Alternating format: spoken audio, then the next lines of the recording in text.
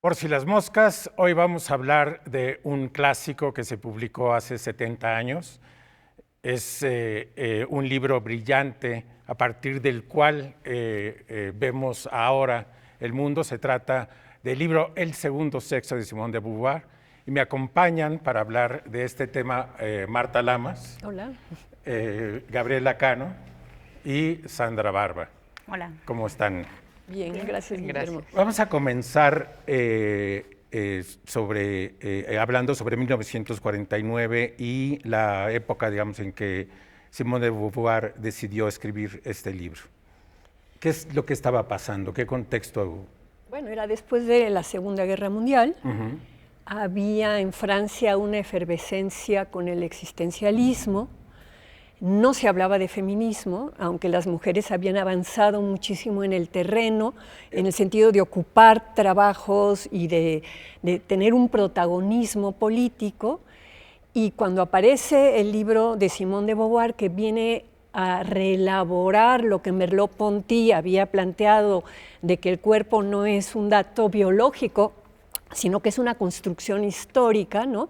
Ella, que pertenecía a ese grupo intelectual, retoma eso para hablar del caso de las mujeres y publica en junio de 1949 un libro que en su momento va a causar un escándalo por el aspecto sexual. O sea, la revista que dirigía Sartre, L'État Moderne, ¿no?, saca un mes antes un extracto en donde era la iniciación sexual de las jovencitas, ¿no?, que fue un impacto impresionante, y al siguiente mes saca el capítulo sobre el lesbianismo.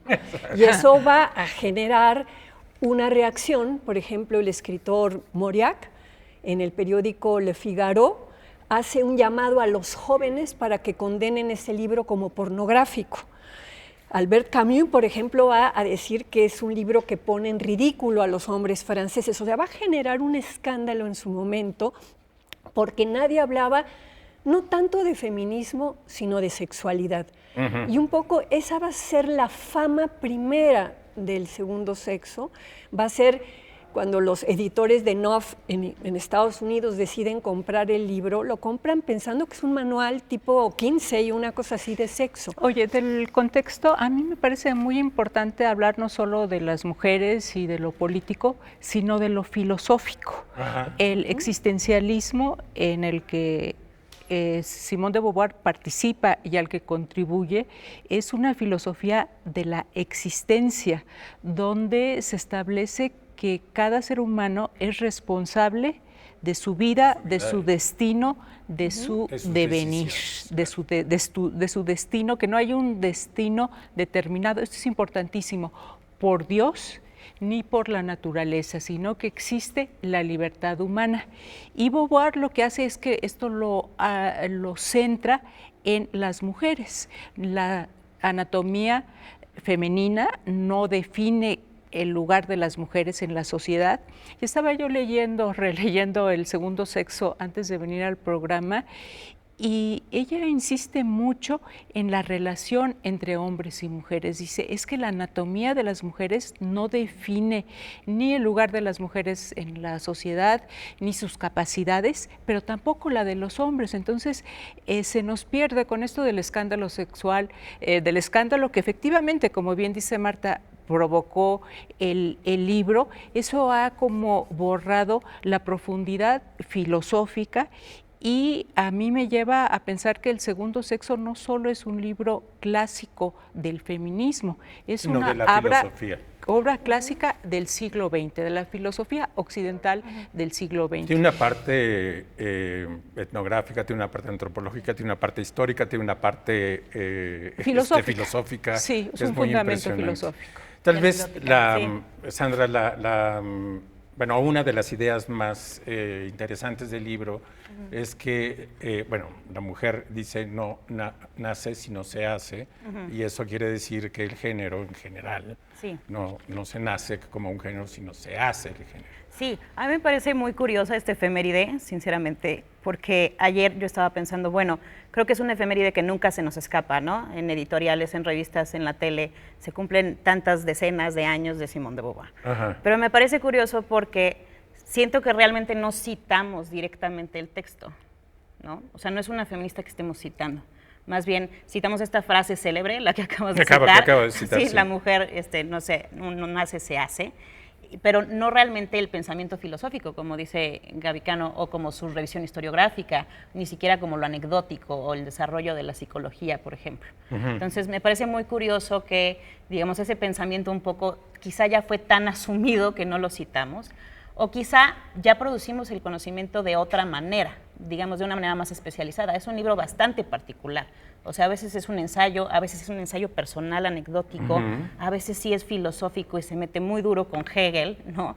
Y a veces se vuelve, sí, antropológico. Entonces, es una manera muy diferente de pensar el feminismo, digamos, actualmente, para una feminista de mi generación. Fíjate, yo creo que, siguiendo lo que dice Sandra, yo creo que lo que va a permitir a las feministas de la segunda ola de los años 70 que retoman el segundo sexo como un libro básico es esta elaboración de lo que hoy en día llamamos género, ¿no? Es decir, estas ideas que hay en la cultura sobre qué es una mujer y que a partir de esa frase, porque es cierto lo que ella dice, es decir, son muy pocas las lecturas a profundidad que se hacen de los 2 tomos del segundo sexo, pero esa idea, digamos, básica, que va a ser la que va a permitir una nueva manera de pensar sobre las mujeres, sobre su papel en la sociedad y sobre la posibilidad de verse ellas mismas de una forma distinta, sí se va a retomar por este feminismo de los años 70. Yo quisiera retomar algo, nos preguntabas sobre el contexto en Francia. Si lo miramos de manera más amplia, Simone de Beauvoir escribió El segundo sexo cuando pasó una temporada en Estados Unidos. Se nutrió de las críticas al racismo en Estados Unidos y de hecho la circulación, y ya me estoy adelantando del segundo sexo, no es en la edición francesa, que es un plomazo. A estas alturas es una de esas obras clásicas que nos cuesta trabajo leer, porque muchas cosas ya no son vigentes, hay que leerlas con las herramientas de su época y además nos conocimos a Simone de Beauvoir y nos llegó Simone de Beauvoir por el filtro de las autoras de los Estados Unidos, por las pensadoras que en los años 70 cuestionaron las alternativas de la posguerra para las mujeres. Entonces, esos son creo que los factores que no nos permiten o que nos obstaculizan ese acercamiento al segundo sexo. Pero también tiene esta sensación, me parece, que se nombran cosas por primera vez en el segundo sexo. Como que ella es capaz de indicar y extraer cosas que no se habían pensado en ese contexto. Sí, pero además, digamos, yo me quedo pensando en lo que dijo Gabriela. Creo que por lo menos la recepción en México estuvo mucho más por la literatura de ella, por este libro de La mujer rota, que era así como una biblia de muchas feministas contemporáneas mías, ¿no? Y es muy difícil. ¿El libro de qué trata? El libro La mujer rota es un desamor y una crisis de pareja y digamos, habla del machismo, ¿no? en la relación. Es decir, son una serie de cuentos y yo creo que tanto eso como Los mandarines, como mucha de su obra literaria, va a ser mucho más fácil de digerir, porque en efecto, es decir, el plomazo del que habla Gabriela es una realidad. Además, ella va a escribir el segundo sexo a partir de la información antropológica que había en ese momento y que luego va a ser revisada, reeditada, reelaborada y cuestionada después. Pero además lo que va a ser muy interesante no solo es que vamos a tener una Simone de Beauvoir interpretada y retomada por este feminismo de la segunda ola, sino que ella misma va a salir a la palestra en 1971 con la firma de este manifiesto de las 343 mujeres, que eran las salords, las cochinas, las sinvergüenzas, que van a firmar un desplegado de 2 páginas en Le Monde diciendo hay que despenalizar el aborto. Yo he abortado. Ahí nos quedamos. Yo invitaría Gabriela, nos tenemos que ir a un corte. Regresamos.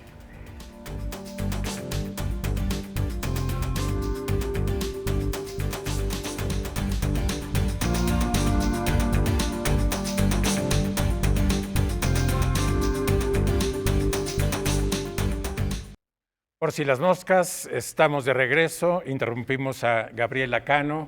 Marta nos estaba explicando cómo Simone de Beauvoir en los años 70 aparece firmando un manifiesto que llamaste de las cochinas. Así se llamó, las 343 figuras importantes en Francia que se manifiestan haber abortado, por eso son las Salot, las cochinas, ajá, las sinvergüenzas, ¿no? Y a partir de ese momento ella se va a volver una figura muy pública de la causa feminista.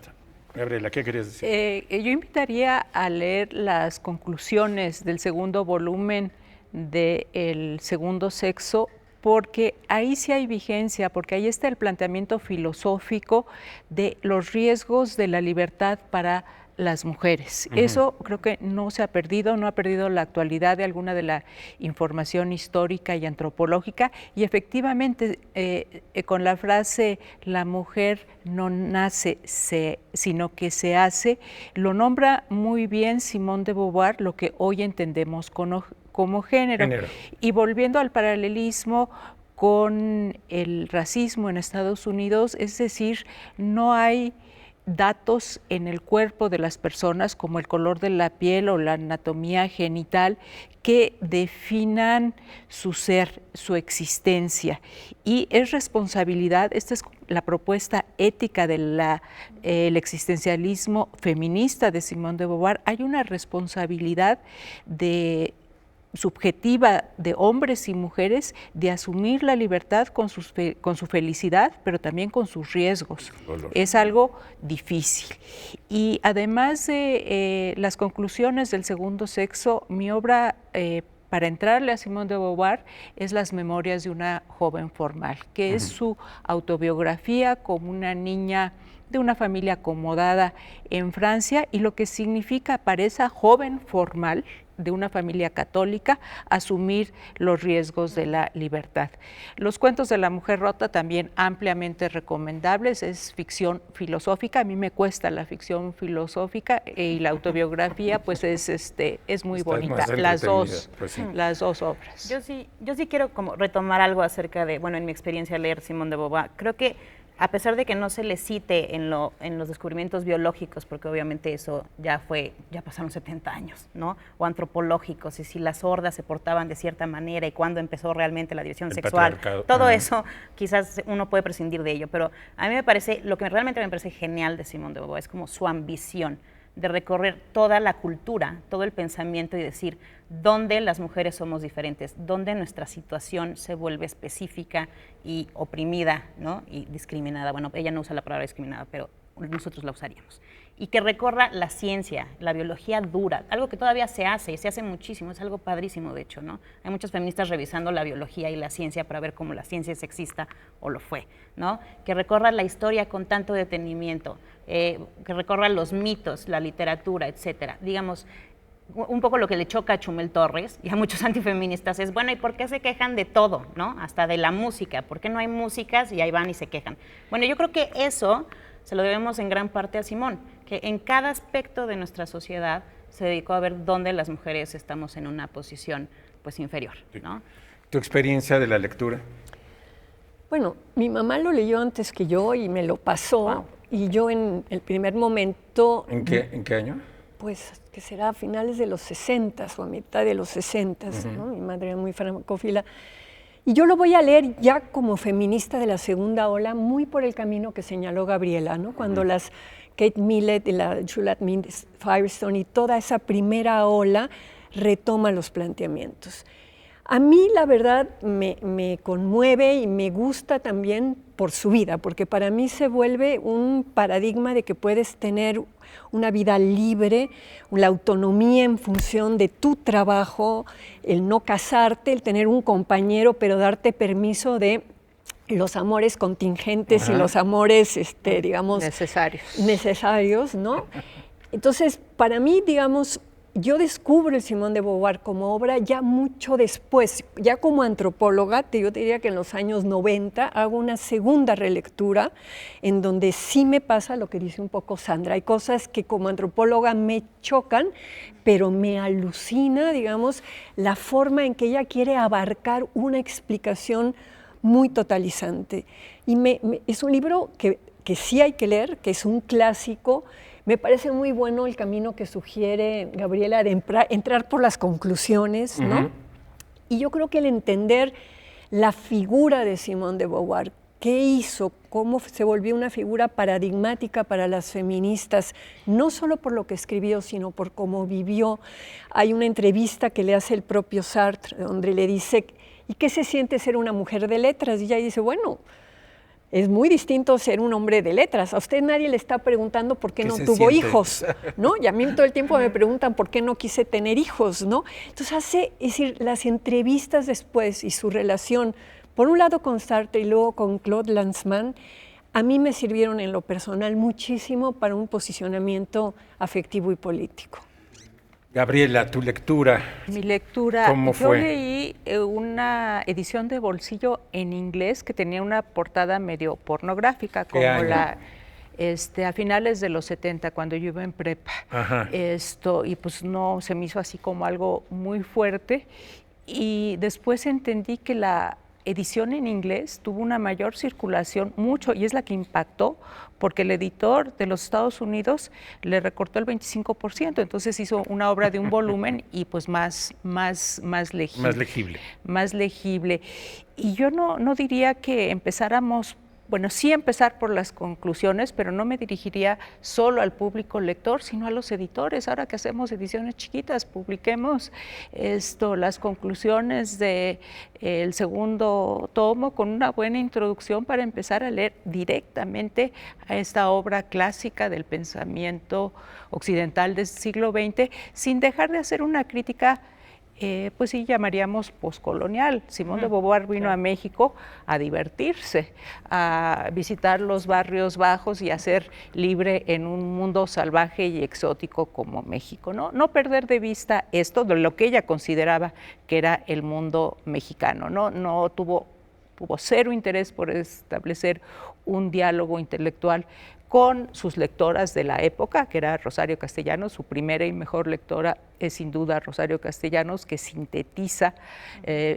Castellanos escribe, por ejemplo, sobre los mitos, y bueno, esa es una idea que viene de Simone de Beauvoir, y Simone de Beauvoir aquí todo era fiesta y siesta en México. Entonces, bueno, sin perder de vista todo esto que es su contexto histórico. Vamos otra vez a un corte y regresamos.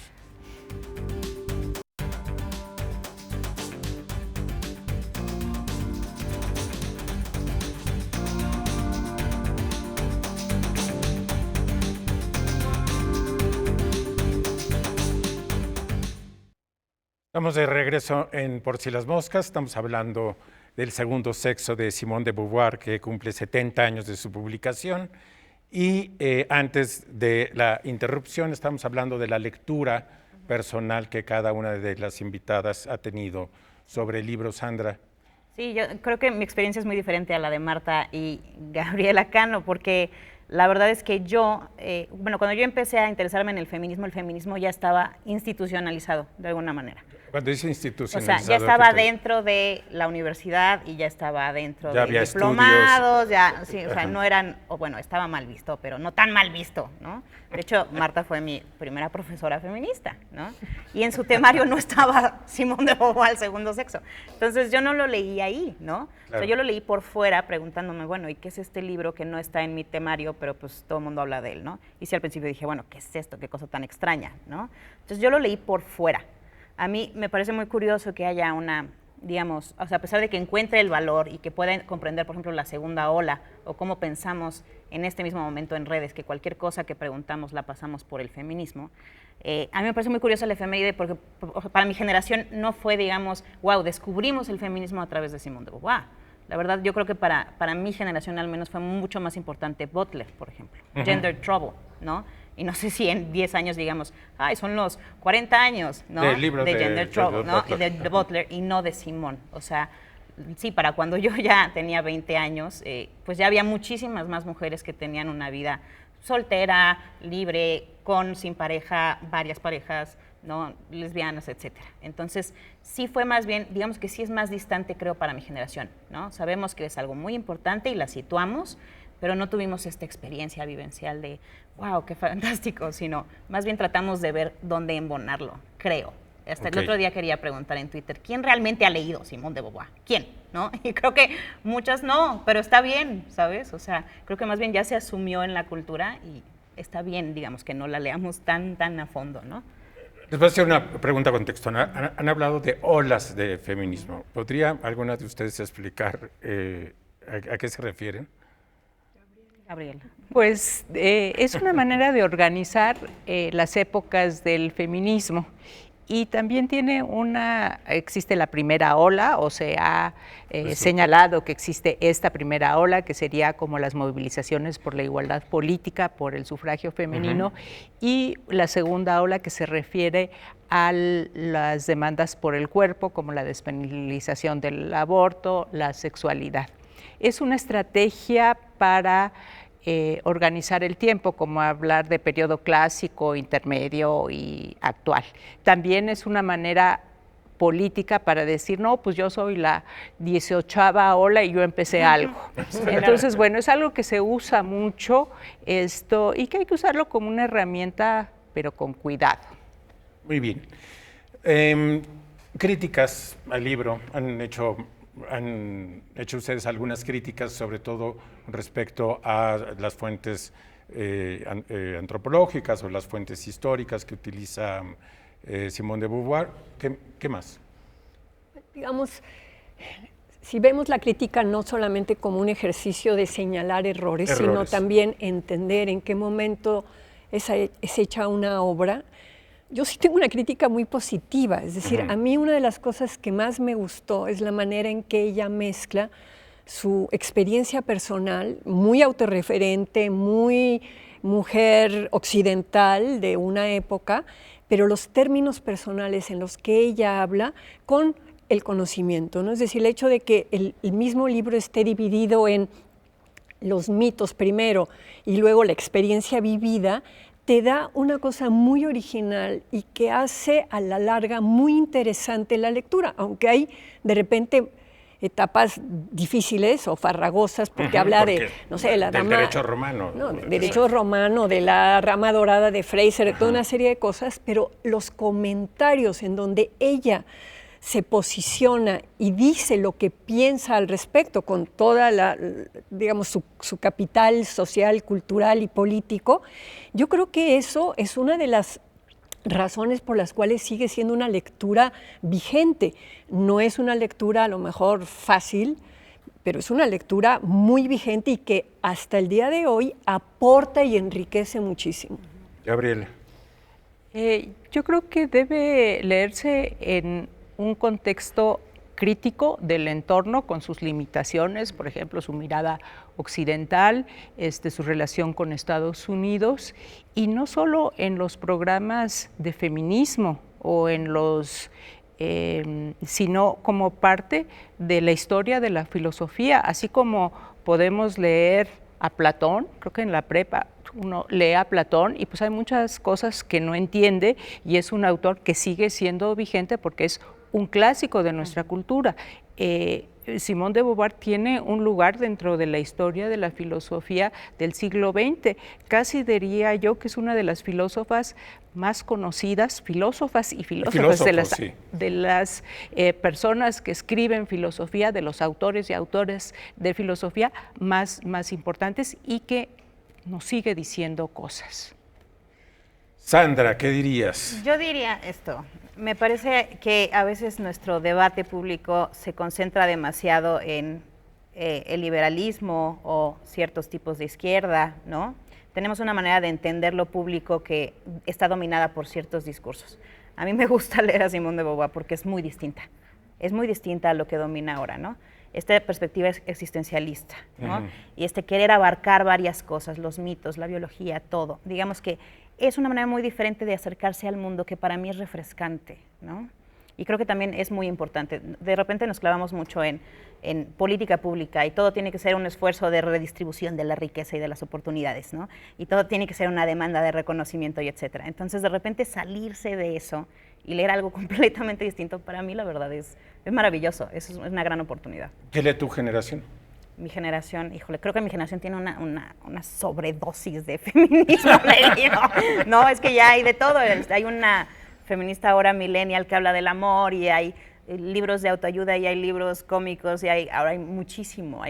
Bueno, incluso en México se comienzan a publicar libros así. Sí, hay muchísimo el libro ahora. de Tamara de Anda, de Amiga Date Cuenta, por un lado, o el de Karen Villeda, que también estuvo aquí, sobre feminicidios y otras cosas. Son dos rumbos completamente distintos y parecería que bueno, se tocan, digamos, en un sentido, pero no tienen mucho que ver. Sí, hay muchísima diversidad. Yo recomendaría leer ensayo, escrito por mujeres, sobre todo, porque hace poquito el país hizo una comparación entre cuántos libros de ensayos son publicados por hombres y cuántos libros de ensayos son publicados por mujeres. ¿Y cuál era la conclusión? Pues hay muchísimos más libros de ensayo publicados por hombres, ¿no? Y si pensamos que el ensayo es el género por el cual a Occidente le gusta pensar, exponer el pensamiento así más depurado, pues yo sugeriría leer más ensayistas, mujeres. Muy bien. ¿Y sus recomendaciones de los otros libros de Simone de Beauvoir? Yo me quedo con Las memorias de una joven formal. Ajá. Es un libro vital donde ella muestra los riesgos de la libertad para una joven y en su contexto cuenta de su familia, de su infancia. Es un libro que te abre un universo y te deja con muchas inquietudes. Marta. Hay un libro poco conocido de ella que es una crítica a la derecha, ¿no? Que es un librito chiquito. Wow. Que además sería increíblemente vigente en este momento. No, pero es a la derecha de su tiempo, ¿no? Ok. Que me parece que es un libro muy interesante. Y a mí en lo personal me gustó muchísimo la parte final de su relación con con Sartre, ¿no? Uh-huh. El libro de conversaciones, ¿no? En donde ella hace toda un balance de lo que fue esa relación amorosa, amistosa y de compromiso político con él. Pues muy bien, pues muchísimas gracias. Gracias a ti. Ha sido una conversación muy amena y sobre todo muy ilustrativa sobre Simone de Beauvoir. Gracias. Guillermo.